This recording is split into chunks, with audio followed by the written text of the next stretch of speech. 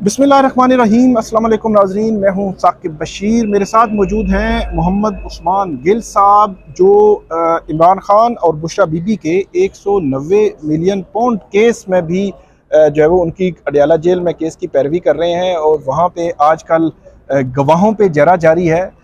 इस वक्त एक ही केस है जिसमें ट्रायल चल रहा है। बाकी तमाम केसेस में 3 जो केसेस थे इलेक्शन से पहले उनके फैसले आ चुके हैं, उनकी अपीलें जो है वो अभी पेंडिंग है। 190 मिलियन पाउंड केस में बाकी सारी बातें अपडेट्स तो आ रही होती हैं कि वहाँ पे ड्यूरिंग प्रोसीडिंग इमरान खान साहब ने मीडिया से किस तरह इंटरेक्शन किया, क्या बात की। बुशरा बीबी ने भी एक दफ़ा बात की, लेकिन उनकी प्रोसीडिंग में क्या अब तक क्या हुआ है, कितने गवाह हैं, ये अगर जिस तरह ये केस चल रहा है, हफ्तावार एक समाअत हो रही है, तो इसमें कितना टाइम लग सकता है, कितना मजबूत केस है, और अब तक जो गवाह आए हैं क्या उसमें कुछ जान है या उस पर कुछ सवालात हैं।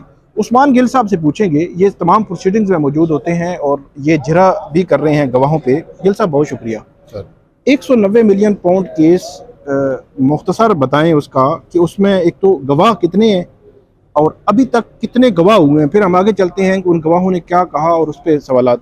देखिए, जो रेफरेंस नैब की तरफ से दाखिल किया गया है, जिस पे अडयाला जेल में समाअत हो रही है और कल के लिए उसकी तारीख पेशी मुकर्रर है, उसमें नैब ने तो जो लिस्ट ऑफ विटनेसेस रेफरेंस के साथ फाइल की है अदालत में, वो उन्होंने 59 गवाहान की फहरिस्त दाखिल की है। ठीक है कि नैब बतौर इस्तगासा 59 गवाहान पे रिलाई करती है इस रेफरेंस में इमरान खान साहब और बुशरा इमरान खान साहबा के अगेंस्ट इस केस के अंदर। ठीक है, इस केस में इमरान खान साहब को चौधरी ज़हीर अब्बास साहब हैं, वो रिप्रेजेंट कर रहे हैं। ठीक है, बतौर डिफेंस काउंसिल। ठीक है, और लाहौर से हैं जी, वो भी लाहौर से ओके। हैं।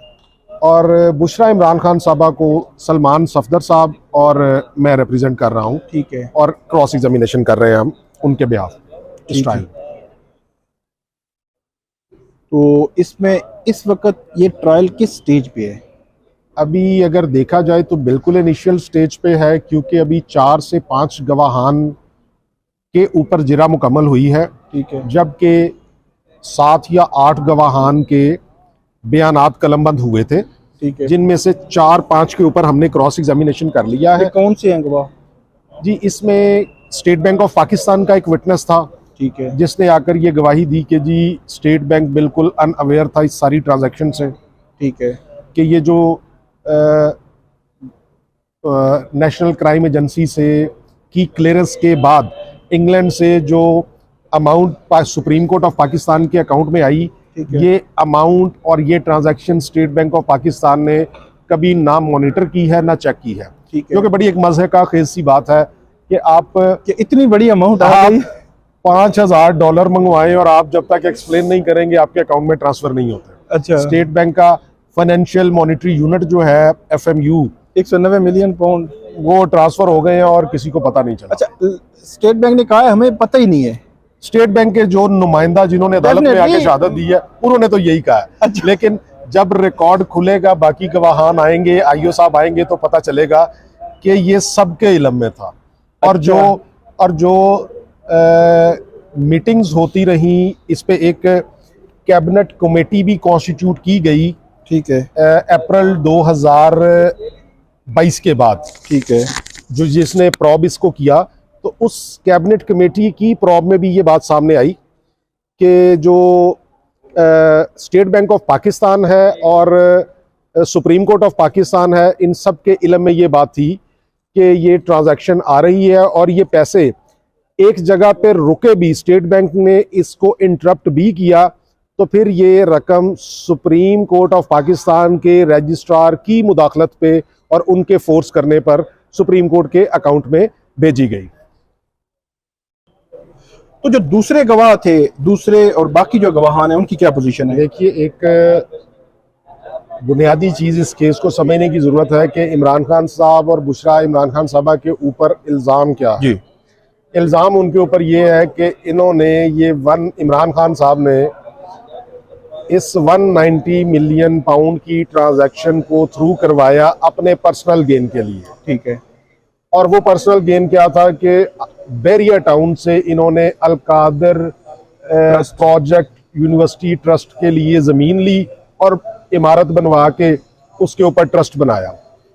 तो एक बड़ी दिलचस्प चीज़ ये है कि जो CFO जाहिद हनीफ, ठीक है, अलकादिर ट्रस्ट के कोर्ट में अपीयर हुए, उन्होंने फाइनेंशियल ऑफिसर, जी CFO, ठीक है, उन्होंने कैटेगोरिकली अपने रिकॉर्ड के मुताबिक आके ये शहादत दी कि जब से अलकादिर ट्रस्ट बना है इसके मामलात में इमरान खान और बुशरा इमरान खान की किसी किस्म की कोई मुदाखलत नहीं है। ठीक है, इसको मैनेजमेंट कमेटी चलाती है और ये उस मैनेजमेंट कमेटी के दोनों साहिबान मेंबर नहीं है।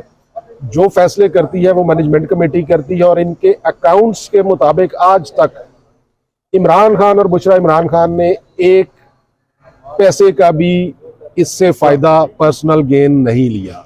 अच्छा, ये कहा है उन्होंने जी। Okay okay.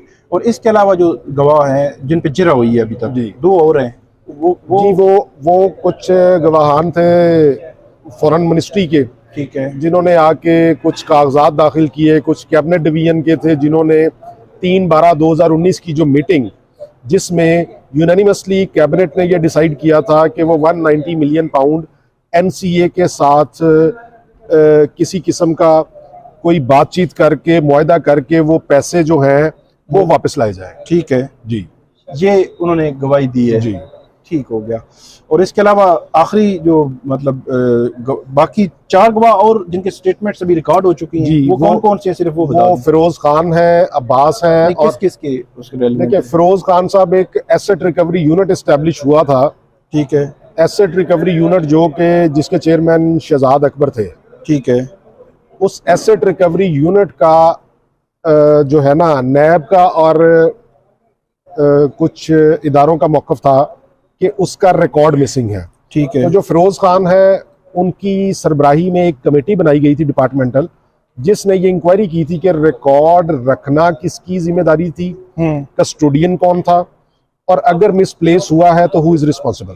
ठीक है, वो इस चीज की शहादत है उनकी। इस चीज की शहादत है। और दूसरे एक अब्बास है, वो लॉ डिपार्टमेंट से है, जो कि उनकी शहादत इस बाबत है कि जो भी NCA के साथ एग्रीमेंट हुआ, ठीक है, शहजाद अकबर ने साइन किया, उसके मुतल्लिक किसी किस्म की कॉरेस्पॉन्डेंस लॉ डिपार्टमेंट से नहीं की गई। ठीक, उन्होंने अदालत में ये बयान दिया, इस हवाले से उन्होंने बयान दिया है। जी, ठीक है।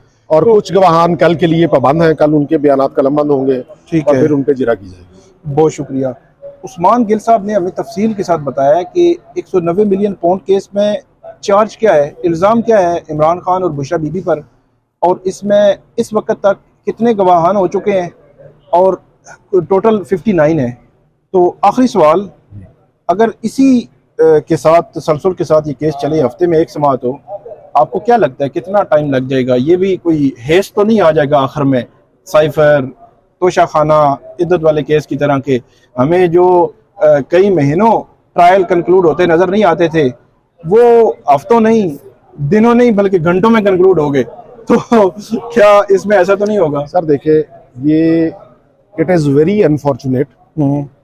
मेरे पास कल ऑर्डर शीट आई है मुकम्मल ये अलकादिर ट्रस्ट केस की, और मेरे लिए बड़ा सरप्राइजिंग है, और हम इस पे अपना कोई रास्त कानूनी कदम उठाएंगे कि अदालत हर ऑर्डर में ये लिख रही है कि तारीख हमारी रिक्वेस्ट पे, डिफेंस काउंसिल्स की रिक्वेस्ट पे दी गई, जबकि आपके जो जर्नलिस्ट भाई हैं वो वहाँ मौजूद होते हैं अदालत में।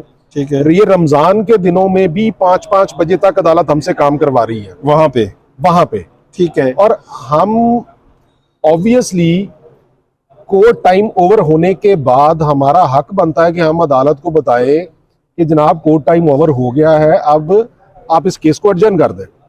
अच्छा, इसमें मैं एक इंटरेस्टिंग फैक्ट आपको दे दूं, आप अपनी जब बात जारी रखिएगा। साइफर के केस में चीफ जस्टिस आमिर फारूक और जस्टिस मियां गुल हसन औरंगजेब केस की समाअत कर रहे हैं।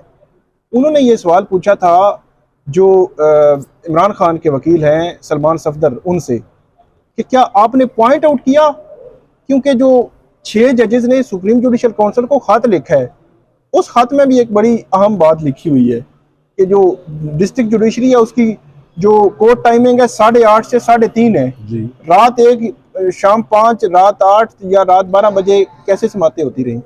साइफर के केस में जब पूछा गया तो उन्होंने कहा कि क्या जज साहब ने ये अपने ऑर्डर पे लिखा है कि जब वो समाअत कर रहे हैं तो ये टाइम है? तो उन्होंने कहा वो नहीं लिखते थे, हम तो गवाह से पहला सवाल पूछ लेते थे ताकि रिकॉर्ड पे आ जाए ये चीज़। तो ये एक बड़ा अनफॉर्चुनेट है कि एक इतनी बड़ी कंट्रोवर्सी जनरेट हो गई है। अब ये देखना होगा कि क्या जज साहब कल भी 3:30 के बाद केस लगाते हैं, क्योंकि बहुत बड़ी कंट्रोवर्सी और साइफर के केस में जज हैरान थे कि ये क्या कैसे हुआ कोर्ट टाइमिंग के बाद। जी आप जारी रखें सर। उसमें गुजारिश ये है कि जब हम अदालत को ये गुजारिश करते हैं कि जी अदालती वक्त खत्म हो गया है, तो हमें आगे से सुनने को मिलता है अच्छा चलें ठीक है फिर इसको कल के लिए रख लेते हैं। हाँ। अगर आप लोग काम नहीं करेंगे, ये गवाह मुकम्मल नहीं करेंगे या ऐसे नहीं करेंगे तो फिर हम इसको सुबह के लिए रख लेते हैं। अच्छा, फिर हमें आगे से ये सुनने को मिलता है जिसके बाद हमें 5 बजे तक 4:30 बजे तक मजबूरन काम करना पड़ता है। बिकॉज मैंने आपको बताया कि चौधरी जहीर अब्बास साहब हैं, वो भी लाहौर से बिलोंग करते हैं, ठीक है, मैं भी लाहौर से बिलोंग करता हूं। तो हमारे लिए तो ये प्रॉब्लम है ना कि हम आए हैं तो चले हमसे 2 घंटे एक्स्ट्रा आप काम करवा लें, लेकिन हमें एक दिन के लिए डिटेन ना करें। बिल्कुल बिल्कुल। तो इस वजह से फिर मजबूरन हमें करना पड़ता है। सेकेंडली ये बड़ा इंपॉर्टेंट है, आप देखिए इसी नेचर के केसेस इसी अदालत में जेर समाअत है, लेकिन उनमें महीने महीने 1.5 महीने की तारीख दी जा रही है और उसमें प्रोसिक्यूशन तारीखें ले रही है। हमने अदालत से यही रिक्वेस्ट की थी कि आप अपनी रूटीन कॉज लिस्ट के मुताबिक, आज 1 अप्रैल है, 1 अप्रैल की कॉज लिस्ट में आप जो डेटे रूटीन में डाल रहे हैं वही डेट इस केस में डालें। ठीक है, लेकिन अदालत कहती है नहीं, it is an extraordinary case because it is a jail trial, तो इसमें एक्सेप्शनल सर्कमस्टांसेस है, इसलिए हम इसको और तरीके से चलाएंगे। बहुत शुक्रिया। उस्मान गिल साहब ने बताया कि 190 मिलियन में क्या चल रहा है, 190 मिलियन पाउंड केस में। इसमें फर्दर जो भी अपडेट्स होगी वो आपके साथ हम शेयर करेंगे। बहुत शुक्रिया सर। और ये इसमें आपके तवज्जो से मैं एक चीज बताऊं, हमने अभी पिछले 4-5 माह से जो ट्रेंड हमारे लिए बिल्कुल नया है बतौर वकील, बिकॉज मैं भी 2004 से वकालत में हूँ, 20 साल हो गए मुझे इस फील्ड में। मैंने पहली दफा देखा है कि हर ऑर्डर में, हर इंटरम ऑर्डर में जो है ना बड़े अजीब से और डिसग्रेस्ड किस्म के स्ट्रक्चर्स इस्लामाबाद की जुडिशरी पास करती है, खास तौर पे ट्रायल कोर्ट्स डिफेंस काउंसिल्स के मुतालिक। ये एक नया ट्रेंड इन्होंने इंट्रोड्यूस करवा दिया। अब ये हमारी समझ से बाहर है। मतलब डिफेंस काउंसिल जो है वो पार्टी नहीं होता, वो तो एक क्लाइंट की तरफ से रिप्रेजेंट कर रहा होता है। आप उसके हवाले से इस किस्म की चीज़ें जो है वो एक गैर मुनासिब है। बहरहाल ये मामला जो है वो और गैर मामूली भी है। बहरहाल गैर मामूली बहुत कुछ यहाँ पे हो रहा है, देखते हैं कि वो गैर मामूली मामला रुकेगा। तो नाज़रीन, आप हमें इस वीडियो पे फीडबैक दीजिएगा, कमेंट जरूर कीजिएगा। बहुत शुक्रिया।